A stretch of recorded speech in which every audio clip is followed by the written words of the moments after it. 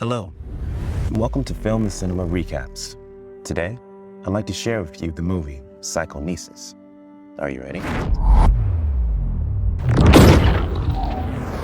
Rumi is the young owner of a fried chicken restaurant. Instead of going to a university, she works at her shop to support her mother. Their lives become hard ever since Rumi's fathers had left them with nothing. The mother says that she was forced to sell her hair clippers in the subway when Rumi was growing up. During one night, while Rumi is sleeping in her store, a crowd of men wearing construction hats tries to barge into the restaurant's front windows. She immediately wakes up and calls her friend, but he tells her that they have gotten to shops already and they will come to help her soon. The men begin breaking everything, and Rumi tries her best to stop them. They toss her outside the restaurant while she yells and struggles. Her mother arrives to help her daughter. With little success, she drives her van towards them, but crashes soon after. The man drags her outside, but accidentally drops her head on the curb. Rumi runs to help her mother, but finds that she's no longer breathing. A friend arrives at the scene only to witness the tragedy that has already happened. They quickly bring her to the emergency room and waits anxiously, but a loud beep confirms that the mother's time of death. Before she died, a tear rolled down her mother's eye, and coincidentally, a meteorite crashes nearby. It shells open, and the liquid drips into the ground and the water system, eventually arriving onto a man's water cup. He drinks the water and feels something weird. He tries to tell everyone that the water is polluted, but no one seems to listen. The man's name is Hyun.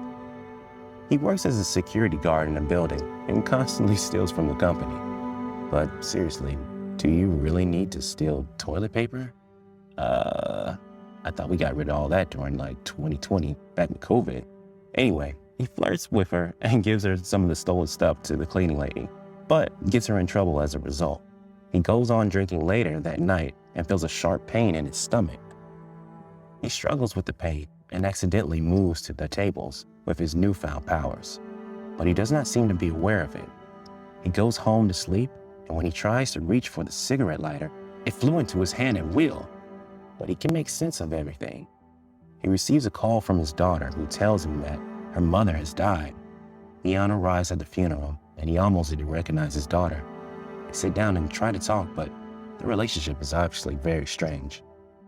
The group responsible for Rumi's mother's death comes to pay their condolences. Rumi furiously tells them to leave. Just before a fight can break out, Rumi's boyfriend shows up and stops the two parties, stating that everything should be done according to law. They offer Rumi cash, but she throws it back at them in anger. The boyfriend introduces himself to the father and brings him to the restaurant and explains the politics of the situation. A large company is trying to rebuild this area and has acquired the permits to evict all the tenants. This means that many of them will lose their livelihood, and they refuse to leave without proper compensation. The thugs, led by their boss, Mr. Ming, was hired to evict all the people by force. Hyun asks the boyfriend, was he helping them, and what's his relationship with Rumi? He stutters and says that they're only friends. He tells them not to lead her on unless he's sure about the relationship that leaves. Hyun walks home, reminiscing about his daughter, and in a fit of rage, throws his fist in the air, which resulted in nearby objects flying in the same direction. He runs home quickly and tries to use his powers, and manages to levitate numerous items at will. He goes to work early the next morning, asking his boss about how much a magician can make. The answer was quite a bit more than what he was expecting. Rumi and the store owner pay their respect to Rumi's mother, and they meet up in the Barricade Mall, where they decide to hold out against the eviction. Hyun speaks against such an action for their safety of his daughter. He also thinks that their efforts are futile against such a large company. The people become angry with what he said, and his daughter tells them to leave. Hyun goes to a show production and convinces the boss to hire him as a magician. He tries to call Rumi for the good news, but she never picks up. He goes back to the plaza where he tells Rumi to speak alone. He tries to show his power to his daughter multiple times, but she was never impressed. She becomes angry and frustrated at her father and blames him for leaving them in such a precarious situation. Hyun explains that he had no choice because he owed a large debt and did not want his family to suffer because of it. Rumi tells her father to leave and blames him for being a coward and never fighting for his family. As Hyun walks down the street, he sees multiple cars heading towards the plaza, and he knows something is wrong. He quickly runs back and finds the thugs fighting with the store owners. He accidentally uses his powers to defeat the man rushing towards him. He then goes on to dismantle many of the thugs by throwing them left and right. The funniest part is when he grabs one of them and makes them dance as if they were in some kind of buffoonery circus. Mr. Ming, right-hand man, takes the moment to record Hyun using his powers. Soon the police shows up and Hyun is forced to hide his powers. Right away, they're all escorted to the police station, and Mr. Ming tries to show the officer the footage. But funny enough, due to Hyun's abilities, the footage looks like the thugs were pulling a prank. The officer has no choice but to tell both sides to leave. At nighttime, Hyun brings a ton of scrap metal to barricade the entrance. He places all the metals in front of the street so that the thugs cannot get in. But wow, the way he uses his powers, it's a little unorthodox to say the least. His display even scared the boyfriend a little as he stares at what the potential father-in-law is doing with his hips, as you can see. Some of Mr. Ming's thugs are too afraid to continue with the eviction and are asking to resign. He also gets a phone call for a meeting with the company's director. Rumi becomes more accepting of his father after seeing how her friends view him as a hero. They sit down to have some lunch, and she shows her care for Hyun's health by using his power. But he assures her that he feels just fine. Mr. Ming meets with the company director at lunch. To their surprise, she's a beautiful woman. What they didn't expect was to get beat up right away and have their voices recorded as insurance. Before they can even touch the food on the table, she gives Mr. Ming 48 hours to evict the tenants and come up with a plan to make this happen. A couple of police officers arrive to arrest Hyun for stealing candies from his security job. They handcuffed him and bring him to the police station. Rumi's boyfriend received a phone call about a man who turned himself in for murdering Rumi's mother, which was blamed by the director as a scapegoat. The boyfriend arrives at Mr. Ming's office only to find everything gone. They close down the original company and open a new one. To avoid the negative stigma around Rumi's mother, he calls Rumi to run, as they have clearly lost the battle. The director visits Hyun in the police station and offers him two options. One, they can fend for themselves as convicts, or two, they can work for her company and cooperate in the eviction. She leaves them with a business card to think it over.